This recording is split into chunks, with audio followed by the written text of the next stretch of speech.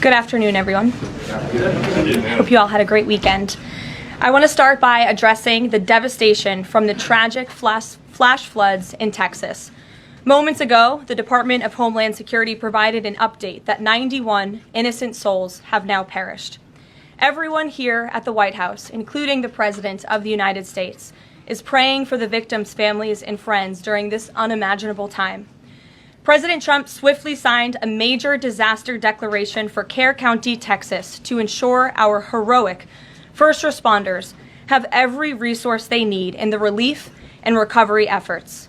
Secretary of Homeland Security Kristi Noem traveled to Texas over the weekend, and the entire Trump administration is working hand in glove with state and local officials to provide every assistance available.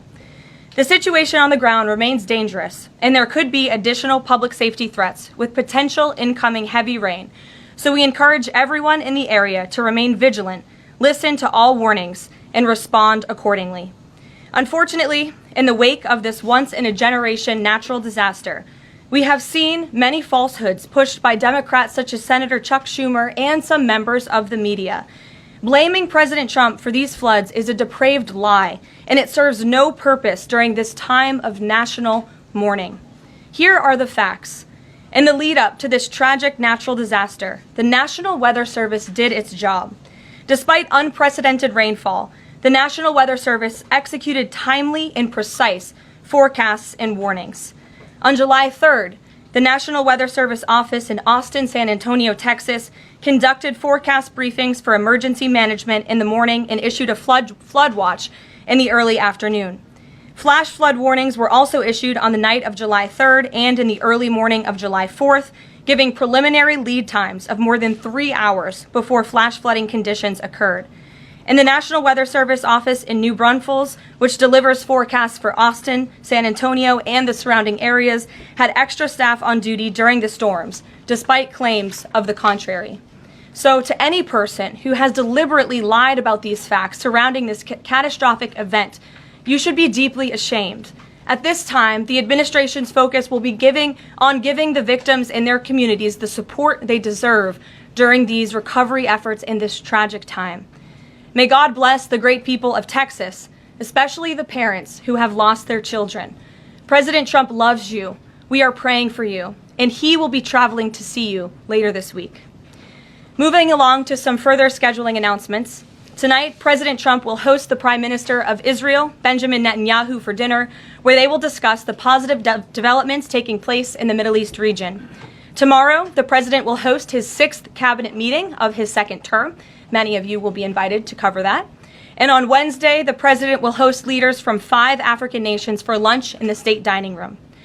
In other news, after the historic signing on the South Lawn of the White House on the 4th of July, President Trump's One Big Beautiful Bill is now the law of the land.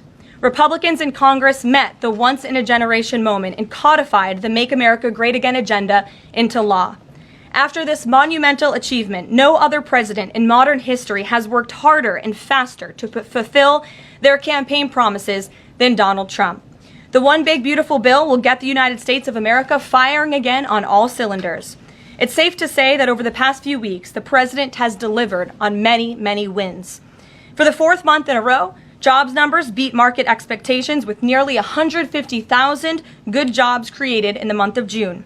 The American economy has now added nearly 700,000 jobs since January 2025, with American-born workers accounting for all job gains.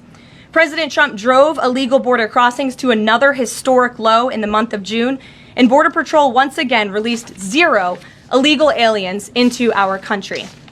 The Supreme Court stopped activist judges from imposing nationwide injunctions and cleared the way for President Trump to carry out his popular and common sense agenda. The University of Pennsylvania agreed to all of the Trump administration's demands and will now keep men out of women's sports.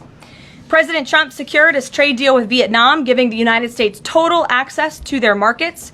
Because of President Trump's unleashing American energy dominance, gas prices are at 4-year lows. And when adjusted for inflation, gas prices are near the lowest levels we've seen in the last 20 years.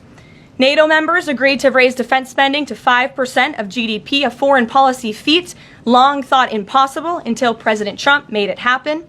The Operation Midnight Hammer obliterated Iran's nuclear capabilities, taking out this imminent national security threat not just to the United States, but to the entire world.